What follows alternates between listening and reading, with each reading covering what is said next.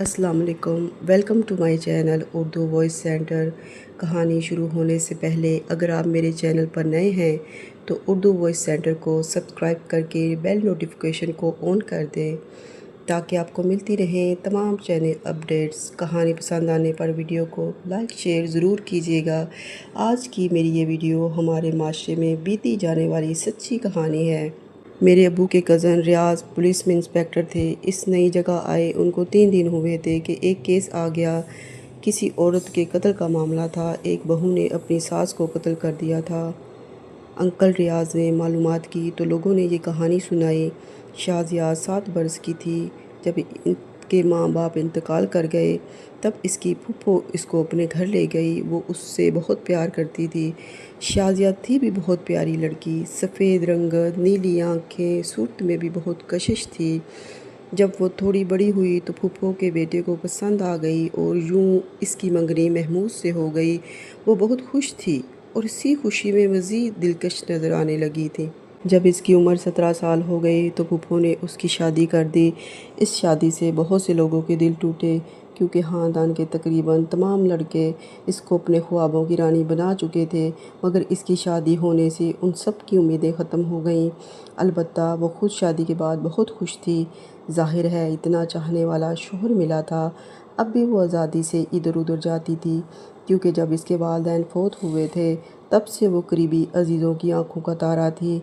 سب اس سے پیار کرتے تھے، اس لیے وہ سارا دن کبھی کسی کے گھر تو کبھی کسی کے گھر ہوتی۔ پھوپھو بھی اسے منع نہیں کرتی تھی کہ یتیم بچی ہے، اپنوں کے گھروں میں ہی تو جاتی ہے۔ وہ خود گھر کا سارا کام کرتی۔ شازیہ صبح صبح چلی جاتی۔ اس کا کہنا تھا میں گھر میں اکیلی بیٹھ نہیں سکتی، آپ کسی کو بلا دیں، کسی سہیلی سے باتیں کروں گی تو پھر کہیں نہیں جاؤں گی۔ وہ یہ سن کر خاموش ہو جاتی۔ محمود دوسرے شہر میں کام کرتا تھا اور شازیہ اپنی ساس کے ساتھ ہوتی تھی۔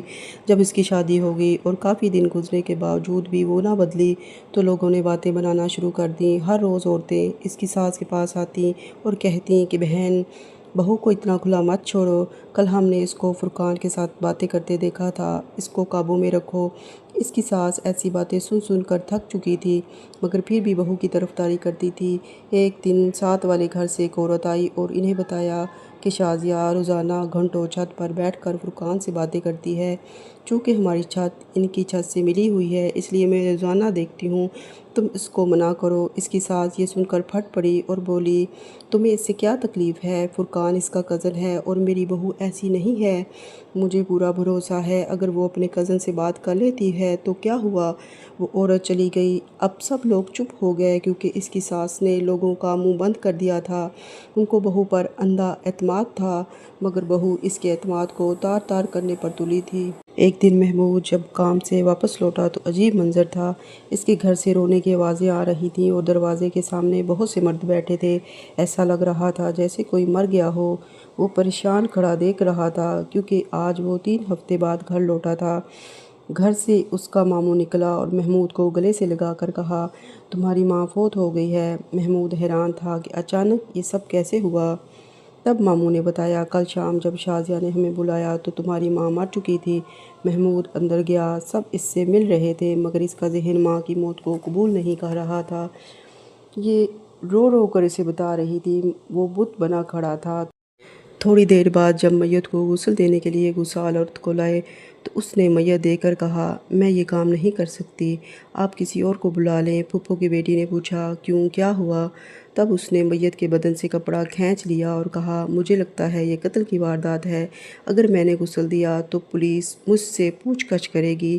پھوپھو کا جسم پوری طرح زخمی تھا، گردن پر نہروں کے نشانات اور پورے جسم پر چوٹیں تھیں۔ سب نے منتیں کیں مگر وہ عورت چلی گئی۔ پھر شازیہ سے پوچھا گیا، یہ سب کیا ہے؟ تو اس نے کہا، میں نے آپ کو بتایا تھا کہ میں اٹھی تو پھوپھو باتھ روم میں گری ہوئی تھی۔ گرنے سے اس کے جسم پر چوٹیں آئی تھیں، پھر بھی کسی نے میت کو غسل دینے کی ہمت نہ کی۔ آخر ان کی ایک رشتہ دار عورت نے آگے بڑھ کر کہا، میں غسل دے دیتی ہوں۔ اس موقع پر شازیہ کا چہرہ دیکھنے کے قابل تھا۔ وہ بات بات پر چونک جاتی تھی۔ آخر عورت تھی، اس کا چہرہ اس کے جرم کی چغلی کھا رہا تھا۔ سب کو شک ہو گیا کہ کوئی گڑبڑ ضرور ہے جو وہ چھپا رہی ہے۔ سارا دن اس نے مشکوک نظروں کا سامنا کیا مگر کوئی بات نہ کی۔ جب محمود نے ماں کو دیکھا اور لوگوں کی باتیں سنی تو اس کو بھی شک ہو گیا کہ کوئی بات ضرور ہے۔ میری ماں رضا الہی سے نہیں مری، آخر بیٹا تھا۔ یہ سوچ کر اس کا دل مٹھی میں آ جاتا کہ کسی نے ظلم کر کے ماں کو مارا ہے۔ ماں کو دفناتے ہوئے محمود نے کہا، میں اپنی ماں کو مٹی کے سپرد کر رہا ہوں مگر امانت کے طور پر 20 دن کے اندر اندر معلومات کر کے قبر دوبارہ کھدواؤں گا۔ اس کے بعد میت دفنا دی گئی۔ محمود گھر آیا تو شازیہ سہمی سہمی سی تھی۔ اس نے بلایا تو وہ چونک پڑی اور اس کے بلانے پر بھی نہ گئی۔ وہ اس کو بلاتا رہا مگر وہ اپنی جگہ سے ہل نہ سکی۔ سب نے کہا، جاؤ تمہارا شوہر ہے، مگر وہ پسینہ پسینہ ہو گئی۔ وہ اپنے کمرے میں قدم نہ رکھا۔ محمود نے اس کا چہرہ پڑھ لیا تھا۔ وہ باہر چلا گیا۔ شام کو پھر جب وہ گھر آیا تو شازیہ کو بلایا تو وہ گھبرا گئی۔ سب نے کہا کہ پھپھو اس کی ماں جیسی تھی، اس نے شازیہ کو بہت محبت سے پالا تھا، اس لیے اس سے یہ صدمہ برداشت نہیں ہو رہا۔ سب گھر والوں نے سمجھا بجھا کر شازیہ کو کمرے میں بھیجا اور کہا، جاؤ تم اب سو جاؤ۔ وہ ڈرتی ہوئی اندر چلی گئی۔ محمود نے اس کو کچھ نہ کہا کیونکہ اس کی حالت ایک زخمی کبوتر جیسی لگ رہی تھی۔ وہ خود بھی سو گیا۔ تقریباً آدھی رات کو شازیہ نیند سے اٹھی اور زور زور سے رو کر کہنے لگی کہ پھپھو کو فرقان نے مارا ہے۔ محمود، میں بے قصور ہوں۔ محمود نے اس کو تسلی دی اور کہا، سو جاؤ، مگر وہ خود نہ سو سکا۔ وہ سوچ رہا تھا کہ ہو سکتا ہے وہ نیند میں ڈر گئی ہو۔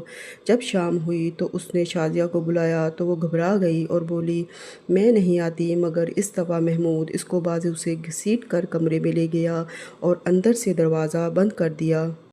سب لوگوں کو خدشہ لاحق ہو گیا کہ کہیں بیوی کو مار نہ دے، کیونکہ ماں کا غم بہت بڑا ہوتا ہے۔ محمود نے شازیہ سے کہا کہ میرے پاس آرام سے بیٹھو، گھبراؤ نہیں، میں تمہیں کچھ نہیں کہوں گا۔ تم میری بیوی ہو، میں نے تم سے شادی بھی اپنی پسند سے کی ہے، میں تمہیں کیا نقصان پہنچا سکتا ہوں؟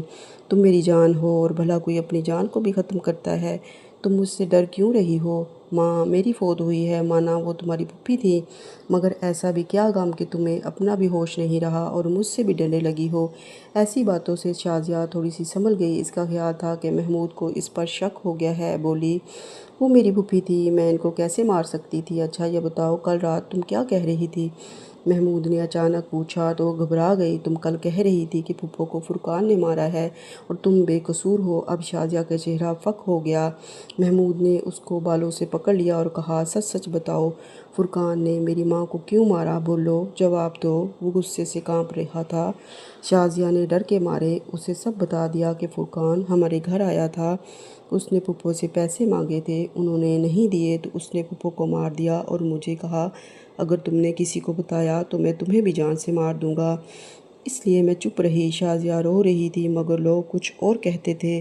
وہ تو کہتے تھے کہ تمہاری وجہ سے میری ماں مری ہے اور تو بھی مارنے میں فرقان کے ساتھ تھی، جلدی بتا ورنہ ابھی تجھے شوٹ کر دوں گا۔